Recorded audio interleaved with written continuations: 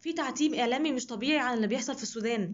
بقالنا فترة كبيرة، يمكن من ساعة حرب غزة أو يمكن من قبلها كمان، ما بيجيلناش أخبار عن السودان. ما حدش عايز يتكلم، ومفيش مصدر إن احنا نعرف منه. يعني حتى اليوتيوبرز اللي على اليوتيوب أو كده بيتكلموا في السياسة وبيتكلموا في الأخبار، بقعد أكتب لهم، ناس كتير بتقعد تكتب لهم عايزين أخبار السودان، ما حدش عايز يتكلم. أنا مش عارفة ليه. دلوقتي في كذا فيديو ظهر لناس سودانيين، هم دول بقى يعني البلوجرز السودانيين، هم دول اللي بينقلوا الاحداث وبينقلوا الوضع في السودان وضع مأساوي. قوات الدعم السريع اللي هي بتاعت حميدتي بتستولي على بيوت الناس وبتقعد معاهم بالإجبار. يعني بيقعدوا معاهم، بيحتلوا بيوتهم، بيسرقوا عربياتهم. فاذا لما يجي قوات الجيش اللي هي مع البرهان، عبد الفتاح البرهان، يجي هيضربوا البيوت اللي فيها الناس اللي هي فيها حميدتي، قوات حميدتي، وهيضربوا كمان المدنيين اللي قاعدين، اللي هم قاعدين بيوتهم. ما هو يا اما بيقعدوا معاهم، يا اما بيسرقوا بيوتهم. وهم يعني يا اما قوات الدعم السريع بتحتل البيوت، يا اما بيطردوهم.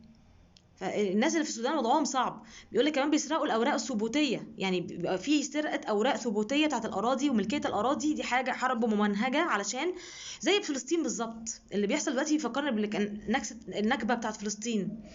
يعني عايزين يعني ايه، يلغوا ملكيتهم للارض. لازم بيقولوا ان هما كمان معظم القوات اللي موجوده في السودان، او يعني الجنود الموجودين في السودان مش سودانيين اصلا. قوات مزروعه، او يعني ناس من دول تانية او مرتزقه، او جنود بيلعبوا يعني تبع دول بتحمل اجندات لتخريب السودان بمعنى اصح. في أجندة خبيثة بتتنفذ على السودان، أجندة في منتهى الخبث. والأجندة دي على فكرة الغرض منها برضو تطويق مصر من الجنوب. يعني الأجندة دي الهدف منها السودان، والهدف منها الأكبر هو مصر. أرجو من الإعلاميين الكبار، اليوتيوبرز الكبار، أرجو إن أنتوا تسلطوا الضوء على اللي بيحصل في السودان. وأرجو حتى من أي يوتيوبر، أي بلوجر، أي تيك توكر اتكلموا عن السودان الفترة دي كتير جدا، لأن فعلا اللي بيحصل في السودان يعني شيء مأساوي. كمان بيتم اغتصاب النساء. كتير اتكلموا عن بيتم اغتصاب النساء هناك في السودان. لو سمحتم اتكلموا عن السودان، سلطوا الضوء عليها تاني. وكمان للأسف المحزن ان في بعض الدول العربية ليها أجندة في السودان للأسف.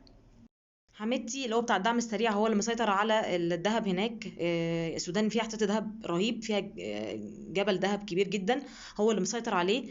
وفي دولة عربية معينة هي اللي بتمد حميدتي أو بتتعاون مع حميدتي، لأن ليها أغراض في السودان للأسف.